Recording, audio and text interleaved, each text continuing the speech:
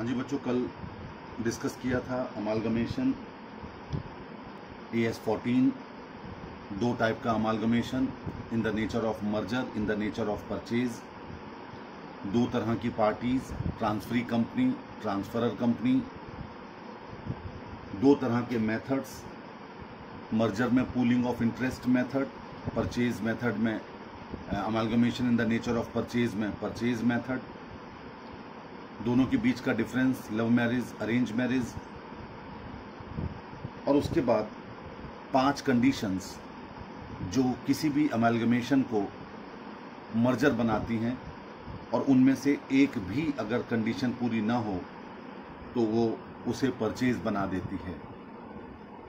Consideration के बारे में शुरुआत की गई थी, वहीं से मैं फिर वापस शुरू कर रहा हूं कि किसी भी अमालगमेशन में कंसीडरेशन का मतलब है शेयर्स और अदर सिक्योरिटीज जो इशू की जाती हैं, and the payment made in the form of cash और other assets by the transferee company to the share holders. Highlight कीजिए, अपनी स्टडी ले लीजिएगा, यहां बहुत अच्छे पॉइंट्स हैं, इसको एक बार जरूर हाईलाइट कीजिए और ये आगे चल करके क्वेश्चन सॉल्व करते वक्त काम आने वाले हैं। देखिए पेज नंबर 1.38 निकाल लीजिएगा, मॉड्यूल 1 ऑफ 3 CA इंटर 2। लिखा है consideration for the amalgamation means the aggregate of the shares, aggregate of the shares and other securities issued and the payment made, यानी पेमेंट भी कैश में किया जाता है in the form of cash और other assets by the transferee company to the share holders of transferor company. आज एक बात बिल्कुल गांठ बांध लीजिएगा कि परचेज कंसीडरेशन वो रकम है जो शेयर होल्डर्स को पे की जाती है। अगर ट्रांसफरी कंपनी ट्रांसफरर कंपनी की लायबिलिटीज का पेमेंट कर रही है, वो परचेज कंसीडरेशन में कभी भी इंक्लूड नहीं किया जाएगा, ये गांठ बांध लीजिए। Only those payments which are made to the share holders of the transferor company. In determining the value of the consideration an assessment is made of the fair value of its element. ये भी बहुत ध्यान समझने वाली बात है, fair value of its element. आप कहेंगे सर इसका क्या मतलब है? इसका मतलब ये हुआ कि शेयर्स जब इशू किए जाएंगे तो फेस वैल्यू पर ऐड नहीं किए जाएंगे कंसीडरेशन में, बल्कि अगर वो शेयर्स प्रीमियम पर इशू किए जा रहे हैं तो कंसीडरेशन निकालते वक्त उसमें प्रीमियम जोड़ा जाएगा, और अगर कोई डिबेंचर डिस्काउंट पर इशू किए जा रहे हैं तो डिबेंचर्स में डिस्काउंट लेस होने के बाद जो रकम आएगी वो परचेज कंसीडरेशन में जोड़ा जाएगा। ये हमेशा ध्यान रखिएगा। क्या लिखा है इसके आगे? Many amalgamation recognise that adjustment may have to be made to the consideration in the light of one or more future events. भविष्य में कुछ घटनाएं होने वाली हैं, उसकी वजह से भी हमें अपने परचेज कंसीडरेशन में कुछ एडजस्टमेंट करना चाहिए। When the additional payment is probable, जबकि कोई एडिशनल पेमेंट प्रोबेबल हो, यानी उसको भुगतान करना हो, and can reasonably be estimated, और उसे रीजनेबली एस्टिमेट किया जा सकता हो at the date of amalgamation, it is included in the calculation of the consideration. उसे भी कंसीडरेशन में ऐड किया जाएगा। तो एक बात ध्यान रखो कि कंसीडरेशन में सिर्फ प्रेजेंट पेमेंट भी ऐड नहीं होते, बल्कि आपको फ्यूचर पेमेंट भी ऐड करने पड़ते हैं, जो कि आप फ्यूचर में किसी घटना के बदले में पेमेंट करने वाले हैं। साफ कह रहा है, in all other cases the adjustment is recognised as soon as if the amount is determinable. ये AS4 में है। जब मैं आपको AS4 करवाऊंगा तो ये वाली बात दोबारा से याद दिलवा दूंगा कि मैंने यहां पर आपको ये वाली बात कही थी। तो कहने का मतलब क्या हो गया कि कंसीडरेशन में ये सारी चीजें ऐड की जाती हैं जो हम पेमेंट्स के रूप में ट्रांसफरर कंपनी के शेयर होल्डर्स को पे करते हैं। मैंने कल आपको दो बातें बताई थी। पहली बात ये बताई थी कि नेट पेमेंट मेथड, अगर नेट पेमेंट मेथड आप नहीं यूज कर पा रहे हैं, आप कहेंगे सर हम क्यों नहीं यूज कर पा रहे हैं? क्योंकि आपको सारे पेमेंट्स नहीं दिए जाते। आपको ये तो कहा गया कि नई कंपनी ने यानी ट्रांसफरी कंपनी ने अपने इतने शेयर्स इशू किए, लेकिन किस मूल्य पर किए वो नहीं बताया गया।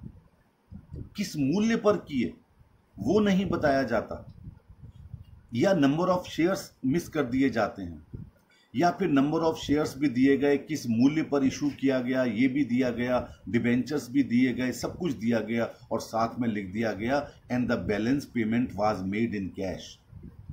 अब ये वर्ड इस्तेमाल हुआ balance payment made in cash, तो फिर फंस गए कि बैलेंस कहां से लाए। तो इसका मतलब उस क्वेश्चन में नेट पेमेंट मेथड नहीं लग सकता। फिर वहां कौन सा मेथड लगाना पड़ेगा? Net asset method. आप याद कीजिए, मैंने आपको यही दोनों मेथड पार्टनरशिप में डिस्कस किए थे। मैं आपको याद दिलवाता हूं वहां क्या डिस्कस हुए थे।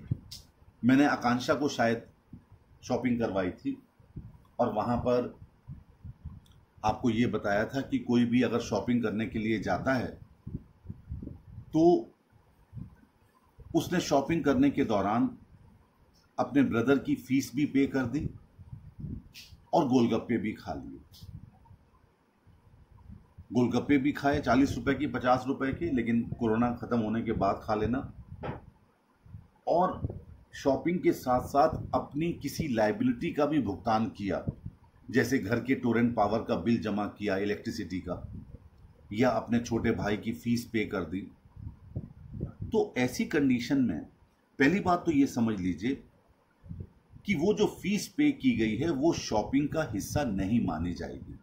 आज मैंने इस बात को रिपीट किया अभी थोड़ी देर पहले कि अगर ट्रांसफरी कंपनी किसी लायबिलिटी का भुगतान करती है तो वो परचेज कंसीडरेशन में कभी भी ऐड नहीं किया जाएगा। दूसरी चीज, जो गोलगप्पे खाए 20 रुपए के या 50 रुपए के, वो भी शॉपिंग का हिस्सा नहीं होंगे। क्यों नहीं होंगे? क्योंकि वो तो गोलगप्पे खाए हैं, वो एक्सपेंसेस हैं, उसका कोई आइटम हमने थोड़ी परचेज किया है। ठीक उसी प्रकार जब कोई ट्रांसफरी कंपनी अगर ट्रांसफरर कंपनी के लिक्विडेशन एक्सपेंसेस का भी भुगतान करती है तो वो भी परचेज कंसीडरेशन में कभी भी ऐड नहीं किए जाएंगे। ये बात ध्यान रखिएगा। यानी लौट फिर के बात क्या आ गई कि ट्रांसफरी कंपनी ट्रांसफरर कंपनी के शेयर होल्डर्स को जो जो पेमेंट करेगी वही पीसी में ऐड किए जाएंगे। अगर डिबेंचर्स का भी पेमेंट कर रही है वो पुरानी कंपनी के, तो उसे भी ऐड नहीं किया जाएगा। क्रेडिटर्स का पेमेंट कर रही है उसे भी ऐड नहीं किया जाएगा। और दूसरा, लिक्विडेशन एक्सपेंसेस का पेमेंट कर रही है। लिक्विडेशन एक्सपेंसेस किसके होते हैं? जो कंपनी लिक्विडेट हो रही है, वो भी कभी भी पीसी में ऐड नहीं किए जाएंगे। ये बेसिक एस्पेक्ट्स हैं जिनको आपको पीसी निकालते वक्त ध्यान रखना है। फिर मैंने आपको एक बात बताई थी, मैं वापस रिपीट कर रहा हूं कि अगर घर आकर के आकांक्षा की मम्मी पूछती हैं कि तुम कितने की शॉपिंग करके लाई हो, तो आकांक्षा के पास दो विकल्प हैं। पहला, वो ये सोचे कि मैं 4 दुकानों पर गई थी और मैंने उनको कितने कितने पेमेंट किए थे, वो उन सब का टोटल लगा ले तो शॉपिंग पता चल जाएगी। इसी को नेट पेमेंट मेथड कहा जाता है। और दूसरा कि वो जो आइटम परचेज करके लाई है उन आइटम को, वो सारे आइटम एमआरपी पर मिले हैं, या अगर उस पर कोई डिस्काउंट मिला है तो वो उसके ऊपर मेंशन्ड है। यानी हर आइटम जो परचेज किया गया है उसके ऊपर मेंशन्ड है कि वो कितने का खरीदा गया है, यानी उसकी फेयर वैल्यू क्या है, जितने में उसे खरीदा गया है वो उसके ऊपर मेंशन्ड है। तो वो क्या करे, वो सारे आइटम्स को ऐड कर ले जो आइटम खरीद करके लाई थी, जिस पर जितना जितना मूल्य लिखा हुआ था, तो वो भी पता चल जाएगा कि शॉपिंग कितनी हुई। इसे इस चैप्टर में और पार्टनरशिप वाले चैप्टर में नेट असेट मेथड कहा जाता है। नेट असेट क्यों? क्योंकि इसमें से लायबिलिटीज टेकन ओवर को लेस कर दिया जाता है। यानी अगर मैं आपको, क्योंकि मैं दोनों चीजें एक साथ चल रहा हूं, तो AS 14 में और अपने चैप्टर में अगर मैं आपसे कहूं कि कैलकुलेशन ऑफ PC निकालिए, तो आप क्या करेंगे? सबसे पहले नेट पेमेंट मेथड डाल दीजिए। तो उसमें आप करेंगे all payments must be added to obtain PC obtain करने के लिए सारे पेमेंट्स ऐड करने होंगे। अब मैंने अभी थोड़ी देर पहले कहा था कि फेयर वैल्यू पर ऐड करने होंगे। अब मान लीजिए इक्विटी शेयर कैपिटल आपने इशू की 10 लाख रुपए की, लेकिन साथ में क्वेश्चन में कहा गया कि वो 1 लाख रुपए प्रीमियम पर इशू की गई, यानी 10% प्रीमियम पर इशू की गई। तो ये हो गया सिक्योरिटी प्रीमियम 1 लाख रुपए। आपने उसे अलग से ऐड किया, क्योंकि इशू करने वाले को अपनी बुक्स में प्रीमियम डिस्काउंट दिखाना पड़ता है। ठीक है। अच्छा, प्रेफरेंस शेयर कैपिटल इशू किए कितने के? 5 लाख के, तो आपने 5 लाख रुपए ऐड कर दिए यहां पर। ठीक है। इसके बाद डिबेंचर इशू किए 4,20,000 के, इनर कॉलम में लिखा 420। ठीक है। और इसको हमने डिस्काउंट पर इशू किया 20,000, तो 20,000 घटा दिया, सिर्फ 4 लाख रुपए ऐड किया। ठीक है। यानी कहने का तात्पर्य यह हो गया कि जब भी आपने जो जो पेमेंट जिस दिशा में किया, आपने उसे ऐड किया। कैश पेमेंट किया मान लो 50,000 वो ऐड कर दिया। टोटल हो गया 11 और 5 16, 20,50,000 परचेज कंसीडरेशन हो गया। यानी कहने का मतलब क्या हो गया कि जो जो सोर्स, जो जो मोड ऑफ पेमेंट जैसे जैसे इशू किया जा रहा है, वैसे वैसे हम उसे ऐड करते चले जाएंगे। तो ये बन जाएगा परचेज कंसीडरेशन। कौन सा मेथड? Net payment method. इसके बाद आता है net asset method. Net asset method में क्या करते हैं? फेयर वैल्यू और बुक वैल्यू, फेयर वैल्यू के आगे ब्रैकेट में लिख लो agreed value of assets taken over. जितनी असेट ली गई हैं उन असेट्स को आपकी फेयर वैल्यू या बुक वैल्यू या अग्रीड वैल्यू जो भी क्वेश्चन में दी जाएगी उसे हम ऐड कर देंगे एंड लेस करेंगे एग्रीड वैल्यू या फिर book value of liabilities taken over. अब जो लेस करने के बाद जो बचेगा उसे हम क्या कहते हैं? परचेज कंसीडरेशन कहते हैं। कौन से मेथड से? नेट असेट मेथड से। तो ये दो मेथड हैं पीसी निकालने के। जरा 1 मिनट के लिए मेरे नोट्स पर आ जाइएगा। मैं ये दो बातें कहाँ लिखी हुई हैं एक बार आपको समझा देता हूं। देखिए, परचेज कंसीडरेशन का पेज नंबर 2 पर एक हेडिंग है, उसमें लिखा है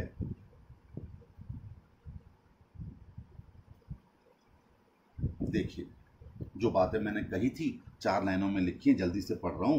कहता है consideration for the amalgamation means the aggregate of the shares and other securities issued and the payment made in the form of cash और other assets by the transferee company to the share holders of the transferor company.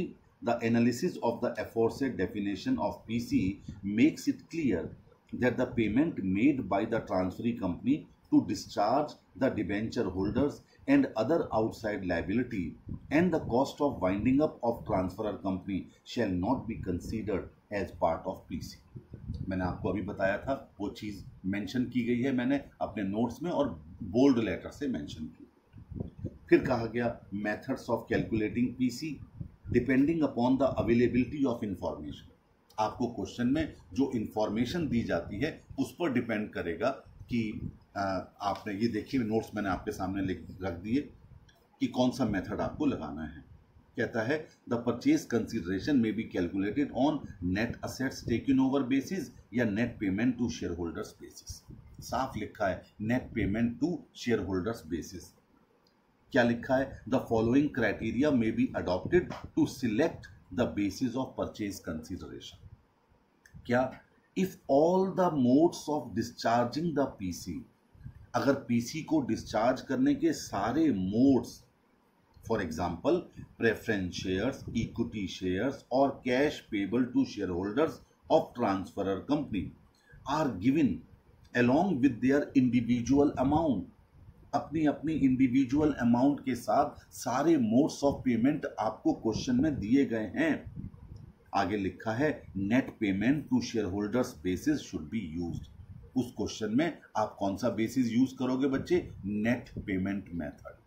और in other cases net asset taken over basis should be used. See, the computation of PC according to net payment to shareholder basis and net asset taken over basis has been shown below। नीचे statement है net asset basis का, total assets taken over at their agreed value less total liabilities taken over at their agreed amount, balance बचा that is net assets taken over at their agreed value और total purchase consideration. नीचे कहा गया number of shares to be issued by purchasing company. Purchasing company अगर number of shares issue करना चाहती है तो जितना आपने अभी पीसी निकाला उसमें इशू प्राइस ऑफ शेयर को डिवाइड कर देंगे तो नंबर ऑफ शेयर्स निकल करके आ जाएंगे। ठीक, कहता है important points to be considered while calculating purchase consideration. Bank balance and cash balance are included in the total assets. अब यहां पर दो तीन पॉइंट्स बहुत अच्छे अच्छे से हैं, समझिए। कई बार बच्चे क्वेश्चन में ये पता ही नहीं कर पाते कि कौन सी असेट्स ली गई हैं और कौन सी असेट्स नहीं ली गई हैं। ऐसी कंडीशन में आपको उसमें यूज किया हुआ एक वर्ड ढूंढना है। जैसे मान लीजिए क्वेश्चन में कहा गया that transferee company has purchased business of A limited and B limited, that is transferor company. Business तो समझ लीजिए सारी असेट्स और सारी लायबिलिटीज उस कंपनी द्वारा ले ली गई हैं। इसी पेज पर ऊपर आइए, इंपॉर्टेंट टर्मिनोलॉजी लिखा हुआ है और उसमें देखिए वर्ड लिखा है बिजनेस परचेज्ड। कहता है if in any question it is mentioned that the transferee company has purchased the business of transferor company, then it clearly implies that transferee company has taken over all the assets including cash and bank balance and liabilities of transferor company। सारी assets और सारी liabilities ले ली हैं। कब? जब word लिखा हुआ है बिजनेस और जब लिखा हुआ है असेट परचेज्ड तो फिर टोटल असेट्स ली गई हैं, वहां पर लायबिलिटीज नहीं ली गई हैं, ये मान के चलना होगा। देखिए लिखा है if in the question it is mentioned that transferee company has purchased the assets of the transferor company, आगे लिखा है names of asset purchased are not given, it implies that transferee company has purchased all the assets including cash and bank balances of the transferor company but has not taken over the liabilities।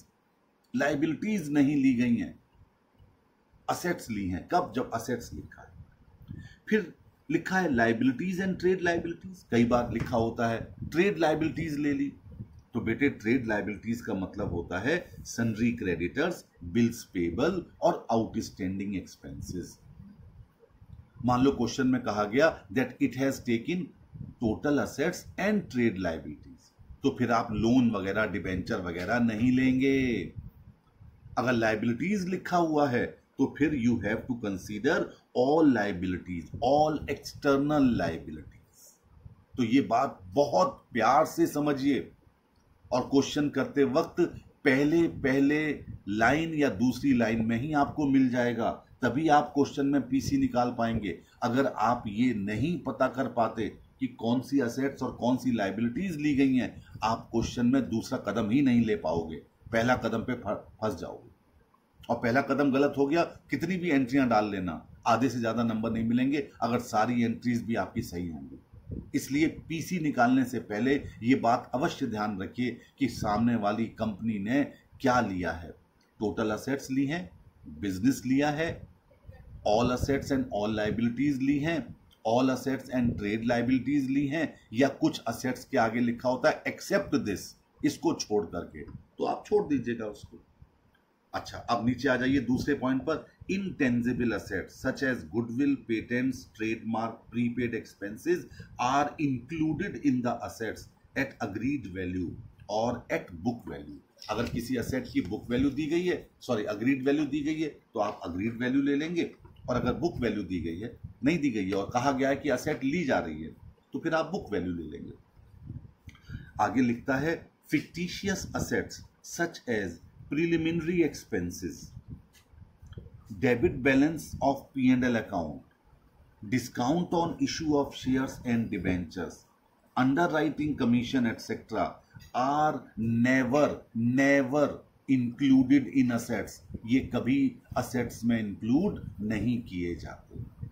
चौथा, only those liabilities are included which have been taken over by transferee company and they will be taken over at the price on which transferee company has agreed to take them. आपको वो liabilities उस मूल्य पर लेनी है जिस पर transferee company तैयार हुई है उन लाइबिलिटीज को लेने के लिए। मान लीजिए डिबेंचर 1 लाख रुपए के हैं, लेकिन ट्रांसफरी कंपनी कहती है कोई बात नहीं, हम इनको 8% प्रीमियम पर भुगतान कर देंगे, तो वो लाइबिलिटीज 1 लाख की नहीं, 1,08,000 से लेस की जाएगी। यानी जो लाइबिलिटी जिस अमाउंट की ली जाती है, कम की तो कम लेस करेंगे, ज्यादा की तो ज्यादा लेस करेंगे। ये बात क्वेश्चन में पीसी निकालते वक्त आपको हमेशा ध्यान में रखनी है। अब दूसरा स्टेटमेंट दिया गया है, statement showing computation of purchase consideration according to net payment method. Net payment method के आधार पर आपको कैसे निकालना है पीसी, तो preference shares, number of shares, issue price, amount आगे लिखी गई है। कैश फॉर प्रेफरेंस शेयर, मान लीजिए आप प्रेफरेंस शेयर होल्डर्स को कुछ कैश भी दे रहे हैं, तो फिर कैश आपने डायरेक्ट जोड़ लिया। Equity shares, number of shares, issue price और अमाउंट, ये टेबल छोटी सी बनानी पड़ेगी आपको, आगे मैं बताऊंगा आपको। Cash for equity share holders ये दिखा दिया, टोटल परचेज कंसीडरेशन आ गया, आपने ए बी सी डी चारों को ऐड कर दिया। मैंने वो लाइन नीचे नोट में फिर रिपीट कर रखी है, the payment made by the transferee company to discharge the debenture holders and the other outside liabilities and the cost of winding up of transferor company shall not be considered as part of purchase consideration. ये बात बार बार आपको समझाई जा रही है, ये ध्यान रखिएगा। ठीक, चलिए अब आगे बढ़ते हैं। देखिए बेटे, कई बार आपको पीसी क्वेश्चन में दिया जाता है। अब थोड़ा टॉपिक बदलते हैं, बस इसके बाद सिर्फ एंट्रीज रह जाएंगी और ये चैप्टर समाप्त हो जाएगा। यानी ये श्योर है कि अगले लेक्चर में मैं सारी एंट्रीज करवा करके इस चैप्टर को अपनी तरफ से फिनिश करूंगा।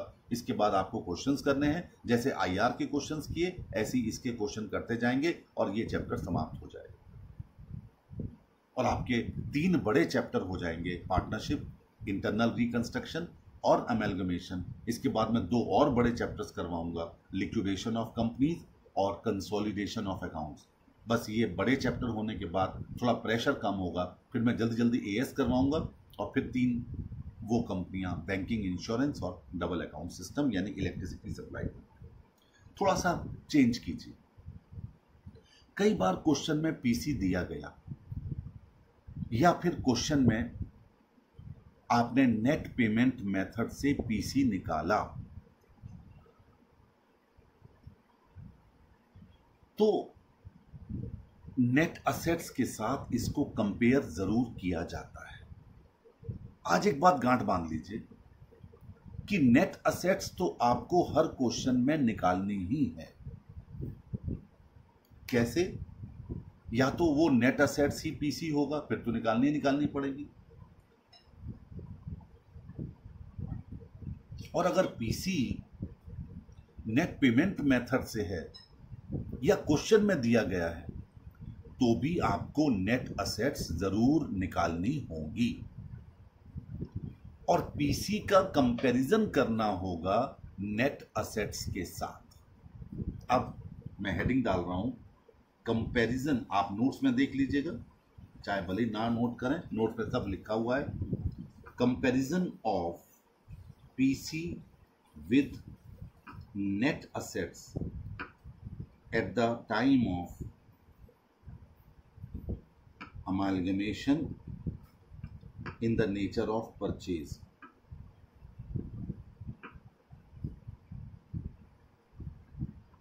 यानी परचेज के केस में जब पीसी को आप नेट असेट्स के साथ कंपेयर करेंगे। बहुत ध्यान से सुनिए मेरी बात को। If PC is greater than net assets, मान लीजिए जो बिजनेस आपने लिया उस बिजनेस की असेट्स आपके खाते में आ रही हैं 10,50,000 रुपये की। आप कहेंगे सर खाते में आ रही हैं क्या मतलब है? यानी जो असेट्स आपने ली, जो लायबिलिटीज आपने ली वो घटा दी गई, तो नेट असेट्स जो आपको मिली, आपसे मेरा मतलब ट्रांसफरी कंपनी से, वो 10.5 लाख की मिली और आपने पेमेंट 11 लाख का किया, यानी पीसी ज्यादा है नेट असेट्स से। तो जितना ज्यादा है 50,000 उसे गुडविल की तरह ट्रीट किया जाएगा।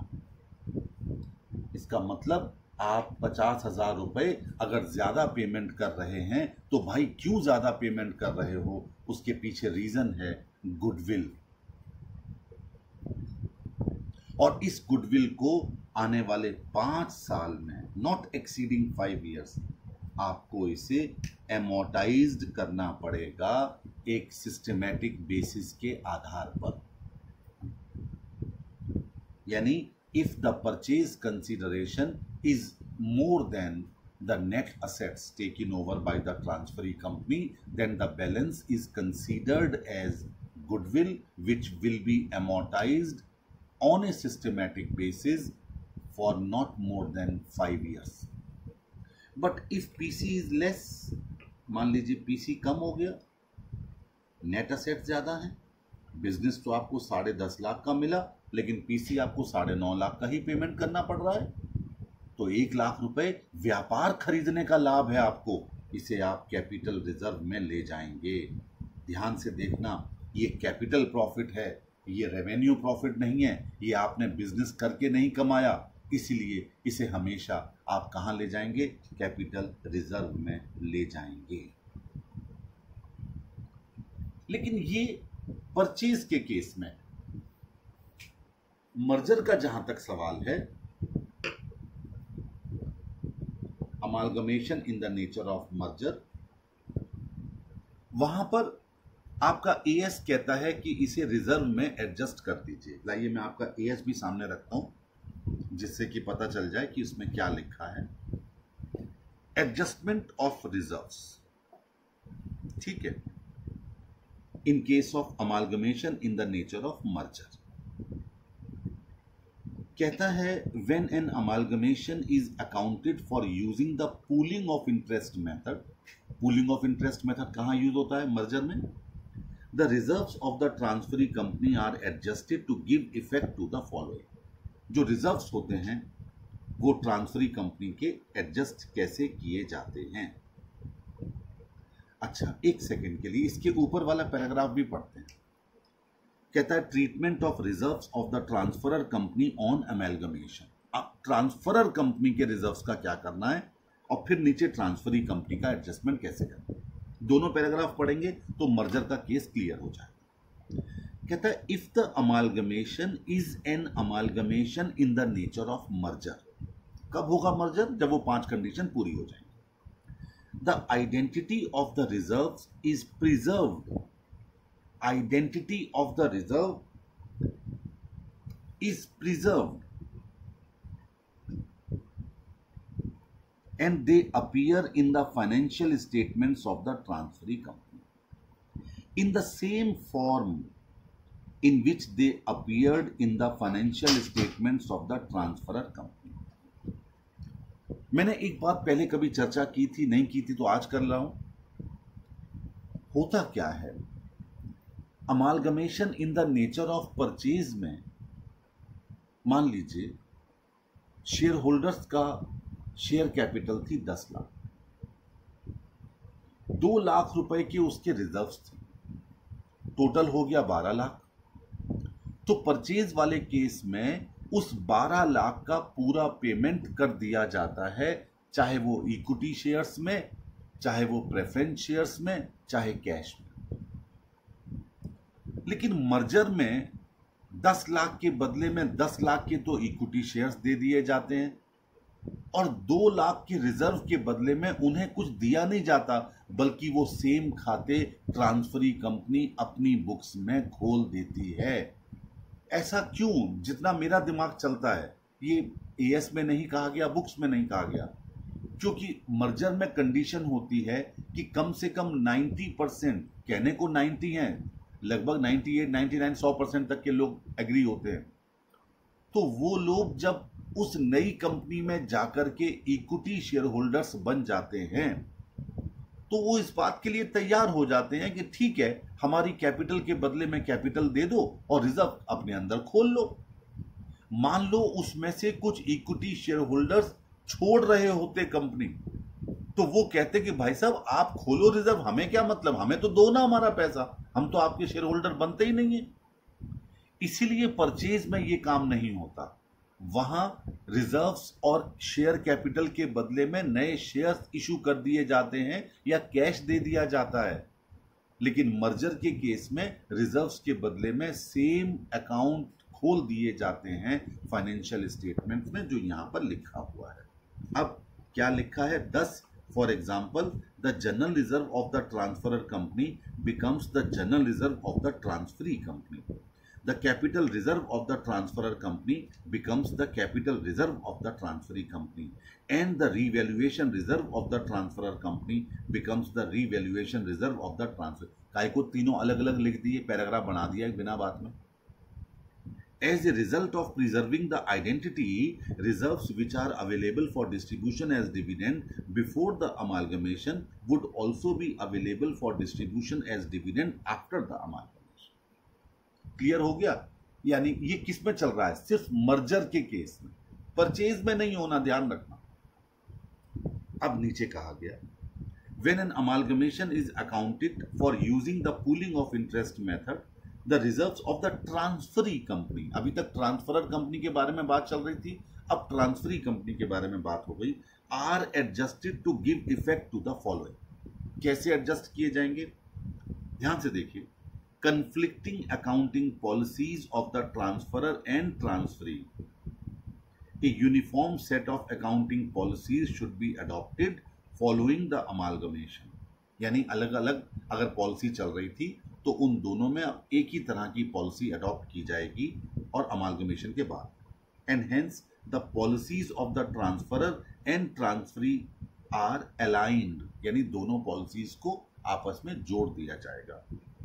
The effects on the financial statement of this change in the accounting policies is reported in accordance with AS5, net profit or loss for the period, prior period item and changes in accounting policy। दरअसल ये AS5 का नाम है, AS5 का नाम है net profit or loss for the period, prior period item and changes in accounting। आपको पढ़ाया जाएगा।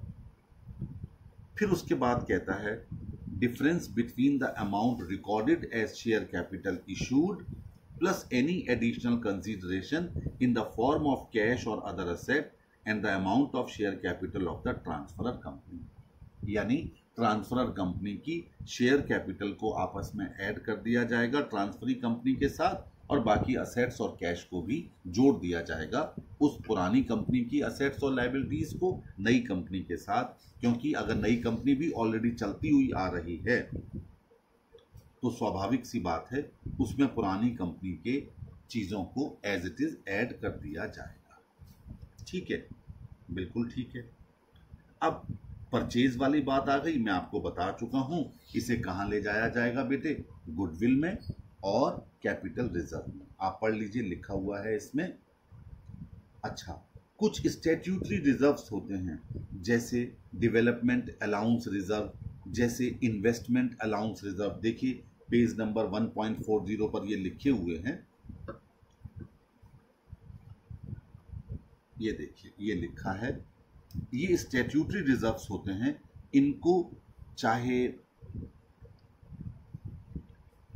मर्जर हो और चाहे परचेज हो, इनको तो रिजर्व्स को लेना ही है और इनको इनके नाम से ही शो करना है। कौन कौन से, मैं जरा अपनी पेज पर लिख देता हूं। ये रिजर्व्स होते हैं इन्वेस्टमेंट अलाउंस रिजर्व, आप लोग ना लिखो, मैं आपको अभी बताता हूं मैंने अपने नोट्स में कहां लिख रखे हैं। डेवलपमेंट रिबेट रिजर्व,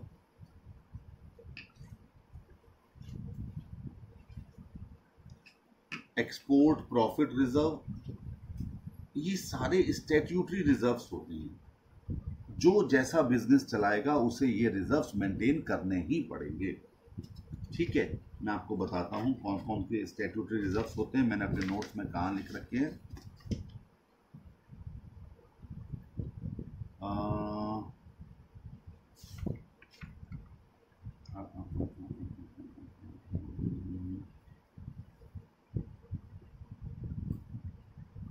देखिए मैंने एंट्री तो डाल रखी है, लेकिन इन रिजर्व्स के नाम मैंने कहीं शायद दिखाए होंगे, ज़रूर दिखाए होंगे, लेकिन अभी मेरे निगाह में सामने आ नहीं रहे हैं। लेकिन चाहो अब नोट कर लो, बाई चांस ना कहीं दिखाए हों तो इसलिए नोट कर लीजिए। इन्वेस्टमेंट अलाउंस रिजर्व, ये कुछ नाम है किसके, ये नाम है स्टैट्यूटरी रिजर्व्स के। डेवलपमेंट रिबेट रिजर्व,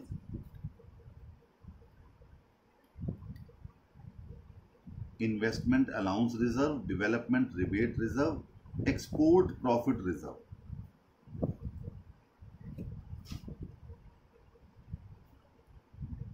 ये सब स्टैट्यूटरी रिजर्व्स होते हैं। इनको एज इट इज लिया जाता है। जहां तक परचेज का सवाल है, amalgamation in the nature of purchase, वहां इन रिजर्व्स को लेने के लिए एंट्री पास की जाती है। Amalgamation adjustment account debited, amalgamation adjustment account debited to statutory reserve account,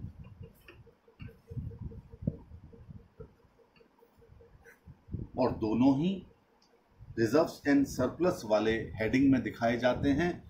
statutory reserve अपने नाम से, और जो अमालगमेशन एडजस्टमेंट है वो माइनस में दिखाया जाता है। किसमें दिखाया जाता है? माइनस में दिखाया जाता है। ठीक है।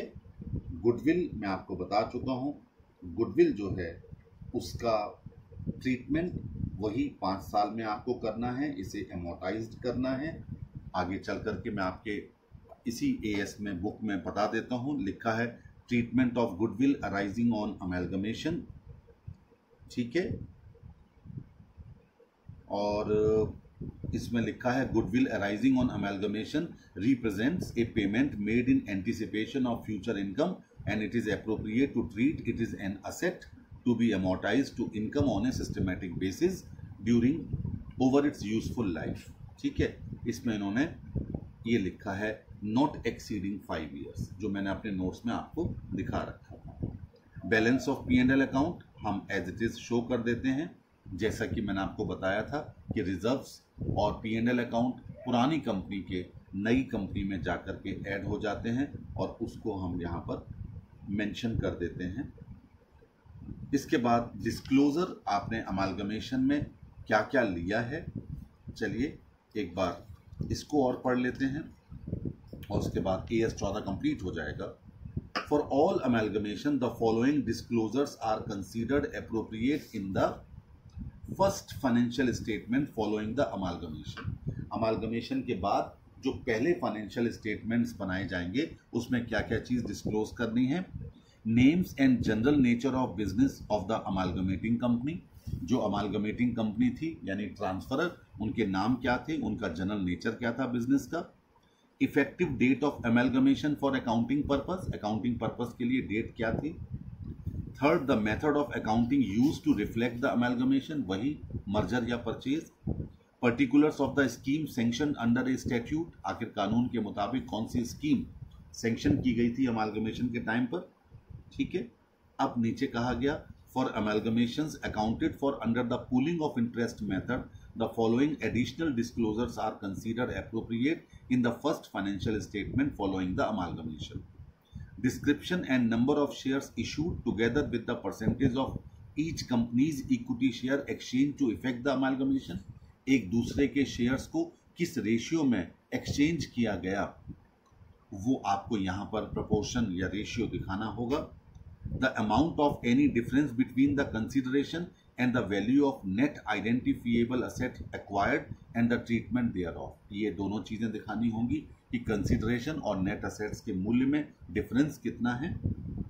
अच्छा, परचेज मेथड में क्या दिखाना है, consideration for the amalgamation and a description of the consideration paid और कंटिजेंटली पेबल, यानी कितना अमालगमेशन के टाइम पर हमने पीसी निकाला है और उसको पेमेंट कैसे किया है ये आपको दिखाना होगा।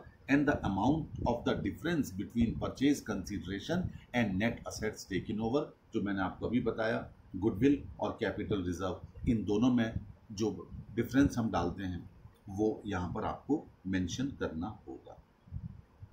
एक छोटी सी बात और है, amalgamation after the balance sheet date. अब तक जितनी बातें हुई वो ये हुई कि बैलेंस शीट बनी और बैलेंस शीट बनने के बाद उसी अगले दिन 31 मार्च को बैलेंस शीट बनी और अगले ही दिन हमने अमालगमेशन कर लिया, कोई दिक्कत नहीं।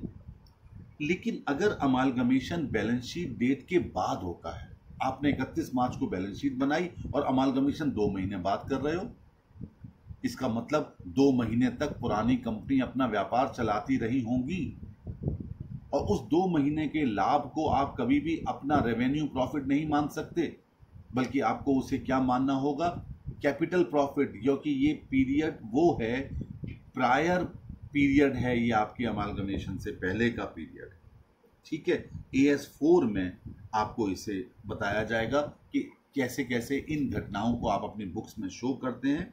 देखिए क्या लिखा है, when an amalgamation is effected after the balance sheet date but before the issuance of the financial statement of either party to the amalgamation, disclosure is made in accordance with AS4 contingencies and events occurring after the balance sheet date, ये AS4 का नाम है।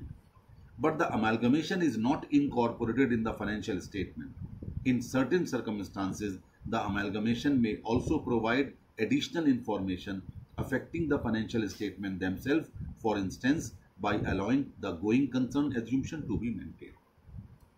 ये था AS14। मैं इसके बारे में 2 मिनट और बोलना चाहूंगा। देखिए AS4 क्या कहता है, AS4 ये कहता है कि 31 मार्च को आपने अपने डेट डाल दी कि हम अपने खाते बंद करेंगे। मैं AS4 बता रहा हूं, डिटेल बाद में बताऊंगा जब करवाऊंगा, फिलहाल उसके बारे में हल्का सा नाम आया है तो बता रहा हूं। 31 मार्च को आपने कहा कि हम अपने खाते बंद करेंगे और 31 मार्च तक जो ट्रांजैक्शंस हो गए होंगे उनको अपनी फाइनेंशियल स्टेटमेंट्स में हम शो करेंगे, यही तो कहा जाता है।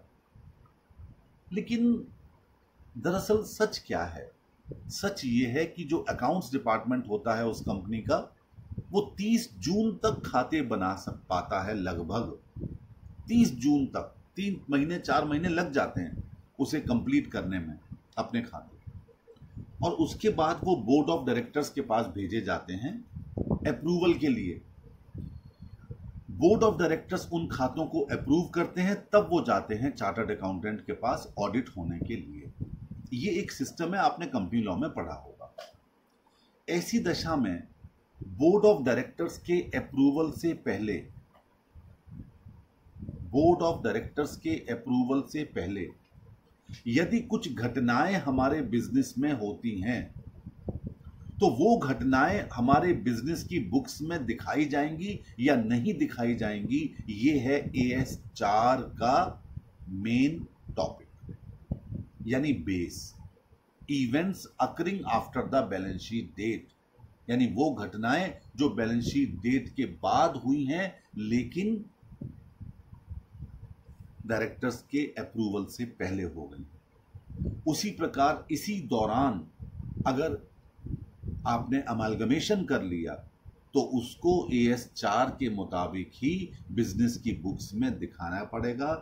आपको अपनी तरफ से AS 14 में कुछ नहीं कहा गया इसके बारे में। तो मैंने आज AS 14 पूरा कर दिया। अब चैप्टर बचा और चैप्टर में बचा है सिर्फ और सिर्फ अकाउंटिंग ट्रीटमेंट यानी कि जर्नल एंट्रीज। ये अगले लेक्चर में आपके साथ डिस्कस करूंगा, क्योंकि अभी करवाऊंगा तो बहुत लंबा चला जाएगा, इसलिए मैं अभी यहीं वाइंड अप कर रहा हूं। जर्नल एंट्रीज नेक्स्ट लेक्चर में, और उसके बाद ये चैप्टर समाप्त। एक काम और कर लीजिएगा। अब होमवर्क क्या है? होमवर्क ये है कि स्टार्टिंग के 5 क्वेश्चंस आप चाहें जो खाली PC निकालने के हैं वो आप सॉल्व कर सकते हैं। That's all.